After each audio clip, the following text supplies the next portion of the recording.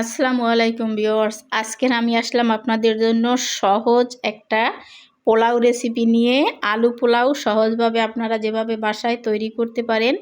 এখানে কোনো ধরনের মাংসের প্রয়োজন হয় না, শুধু আলু আর সামান্য মশলা দিয়ে এই পোলাওটা তৈরি করতে পারবেন। তো যদি আপনাদের কাছে এই পোলাও রেসিপিটা ভালো লাগে অবশ্যই আমাকে কমেন্টে জানাবেন, আর আমার পাশে থাকার জন্য আমার চ্যানেলটি সাবস্ক্রাইব করে লাইক কমেন্ট শেয়ার করে দিবেন। ফেসবুক পেজ থেকে যারা দেখছেন তারা লাইক কমেন্ট শেয়ার করে আমার পেজটি ফলো করে দিবেন সহজ সহজ ভিডিও পাওয়ার জন্য।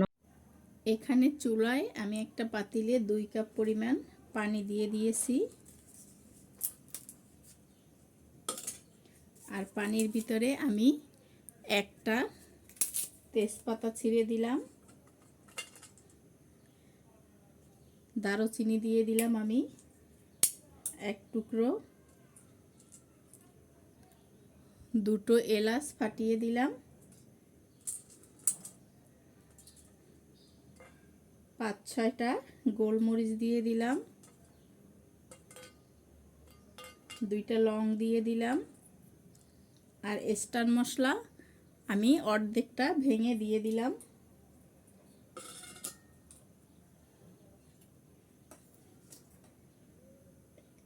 হাফ চামচ জিরা দিয়ে দিলাম, হাফ চামচ শাহি জিরা দিয়ে দিলাম, হাফ চামচ ধনিয়া দিয়ে দিলাম। এখন ভালো করে আমি পানিটা ফুটিয়ে নেব। এখানে দেখেন পানিটা আমি 5-7 মিনিট ফুটিয়ে নিয়েছি। এখন পানিটা সম্পূর্ণ আমি ছেঁকে মশলাটা ফেলে দেব আর পানিটা রেখে দেব। চুলাটা অফ করে দিয়ে পানিটা নামিয়ে ছেঁকে নিচ্ছি আমি। এখানে চুলায় একটা প্যান বসিয়ে দিয়েছি, আর প্যানে আমি তেল দিয়ে দিলাম কিছুটা, পেঁয়াজ দিয়ে দিলাম আমি এখানে, আর পেঁয়াজটা একটু গোল্ডেন করে আমি ভেজে নেব।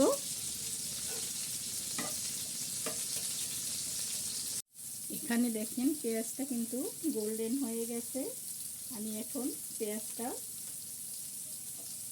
তেলের ভিতর থেকে উঠিয়ে নিচ্ছি।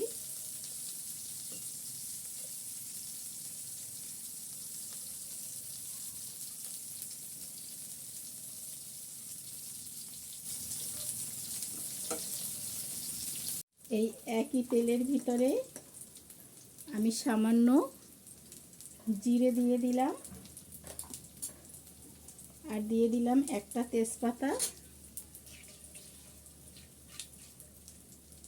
এখন এখানে কিছুটা আলু আমি টুকরো করে কেটে রেখেছি, সেই আলুগুলো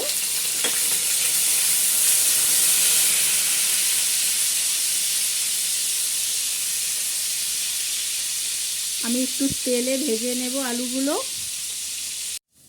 এখানে আলুগুলো কিন্তু আমি একটু ভেজে নিয়েছি। এখন এখানে দিয়ে দিচ্ছি একটা টমেটো কিউব করে কেটে দিয়ে দিলাম।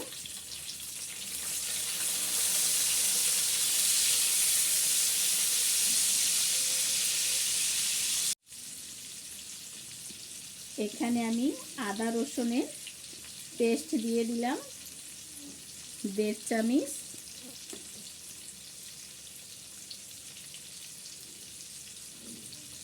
এক চামচের মতো হলুদের গুঁড়ো, 1 চামচ মরিচের গুঁড়ো, 1 চামচ জিরের গুঁড়ো, আর 1 চামচ ধনিয়ার গুঁড়া। আমি ভালো মতো একটু কষিয়ে নিচ্ছি।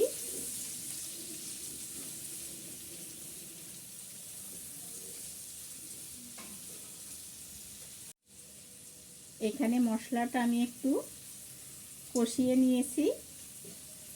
এখন এখানে যে আমি মশলা দিয়ে পানিটা তৈরি করে রেখেছিলাম সেই পানিটা সম্পূর্ণ এখানে আমি দিয়ে দিলাম,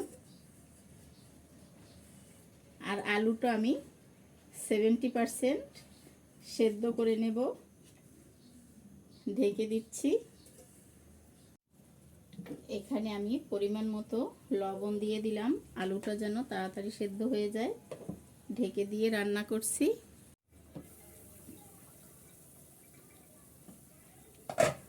এখানে কিন্তু আলুটা 70% সেদ্ধ হয়ে গেছে।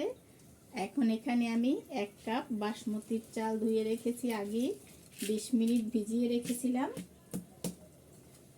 সেই চালটা এখানে দিয়ে দিলাম,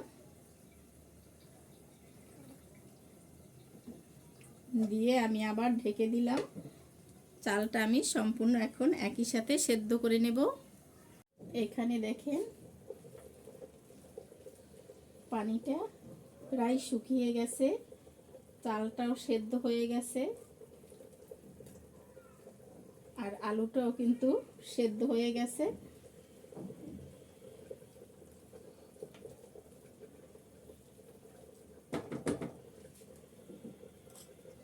এখন আমি এখানে কিছুটা কাঁচামরিচ দিয়ে দিচ্ছি।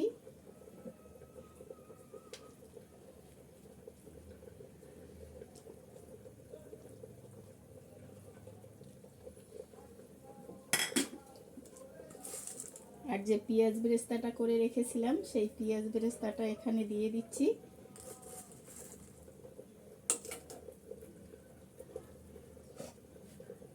এখন এখানে চুলাটা আমি অফ করে দেব।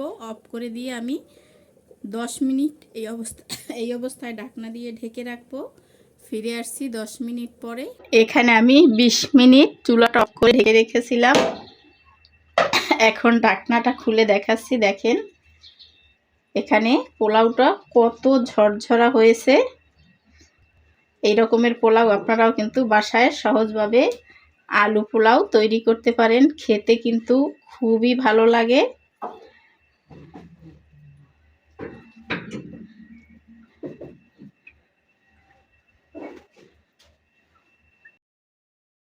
এখানে দেখেন পোলাওটা রেডি হয়ে গেছে।